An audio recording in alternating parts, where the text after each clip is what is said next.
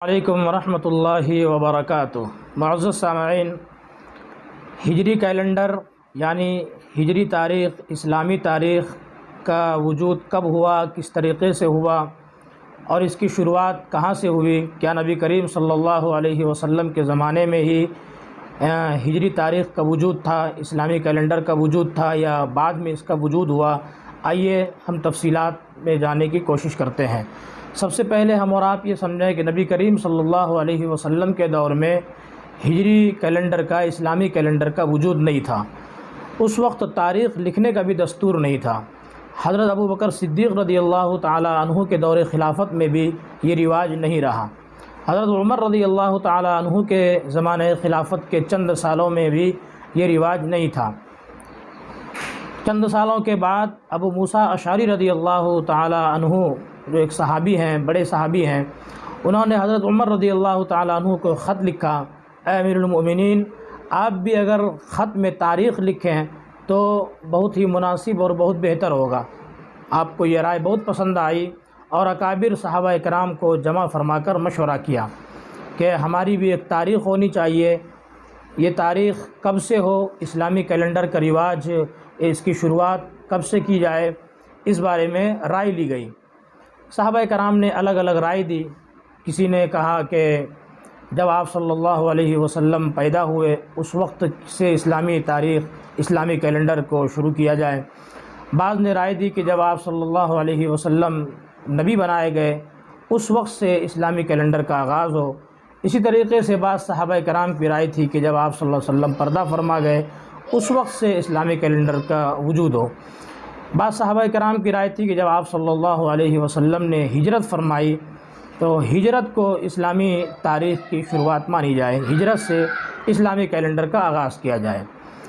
یہ چند رائے آپ رضی اللہ عنہ کے سامنے آئی، حضرت عمر رضی اللہ عنہ کے سامنے آئی۔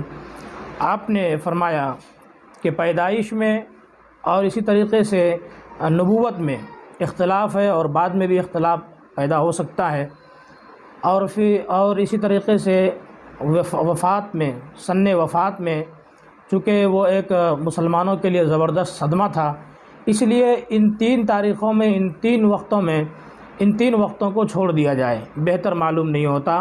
سب سے بہتر یہ ہے کہ ہجرت کو اسلامی کیلنڈر کی شروعات کا سبب بنایا جائے۔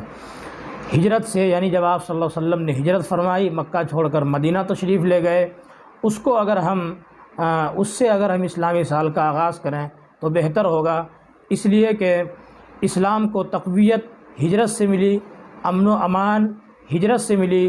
اسی طریقے سے جب آپ صلی اللہ علیہ وسلم مدینہ تشریف لے آئے ہجرت فرما کر تو حق و باطل میں امتیاز پیدا ہو گیا۔ تو ہجرت ایک برکت کی سبب، برکت کا ذریعہ ہے، برکت کی چیز ہے، اس لیے ہجرت سے ہم اسلامی تاریخ کا آغاز کریں گے، اسلامی کیلنڈر کا آغاز کریں گے۔ اس کو تمام صحابہ کرام نے سراہا اور اسی رائے کو تقویت ملی اور اسی پر فیصلہ ہوا۔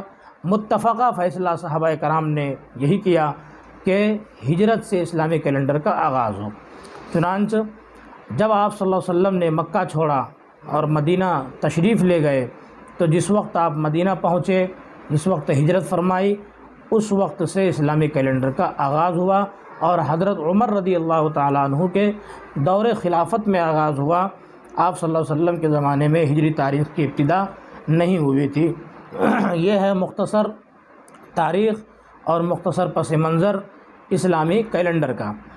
ہمیں اور آپ کو چاہیے کہ ان باتوں کو یاد رکھیں اور اپنے بچوں کو اسلامی مہینوں کے نام یاد کرائیں، اسلامی تاریخ یاد کرائیں اور اسلامی کیلنڈر کا جو وجود ہوا ہے یہ مختصر تفصیل بچوں کو سمجھائیں اور ہم سب اس کو یاد رکھیں۔ اسی طریقے سے کس مہینے سے آغاز ہو اس کے بارے میں بھی صحابہ کرام کی مختلف رائے سامنے آئی۔ بعض نے رمضان سے کہا، بعض نے ربیع الاول سے، بعض نے رجب سے اور بعض نے ذی الحجہ وغیرہ سے کہا۔ حضرت عمر رضی اللہ تعالی عنہ نے صحابہ کرام کے سامنے یہ بات رکھی کہ چونکہ زمانہ جاہلیت سے تقریباً اسلام سے 200 سال پہلے سے کلاب بن مرہ نے جو ترتیب دی تھی، یعنی محرم، صفر، ربیع الاول کی جو ابھی ترتیب ہے، یہ ترتیب کلاب بن مرہ نے دی تھی اسلام سے 200 سال پہلے، اور اب تک یہی ترتیب چلی آ رہی تھی۔ تو حضرت عمر رضی اللہ تعالی عنہ نے بھی اسی ترتیب کو برقرار رکھا تاکہ آگے کوئی گڑبڑی نہ ہو، اور جو ترتیب چلی آ رہی ہے علی حال ہی وہی ترتیب باقی رہے۔ تو محرم الحرام سے ہی اسلامی مہینے کا بھی آغاز فرمایا اور اسی ترتیب کو باقی رکھا۔ یہ مختصر جانکاری تھی، امید ہے کہ آپ حضرات کو یہ پسند آئی ہوگی۔ آگے بھی اس کو شیئر کریں، اپنے دوست احباب تک پہنچائیں تاکہ فائدہ عام و تام ہو، اور ہمارے حق میں دعا فرمائیں۔ السلام علیکم ورحمۃ اللہ وبرکاتہ۔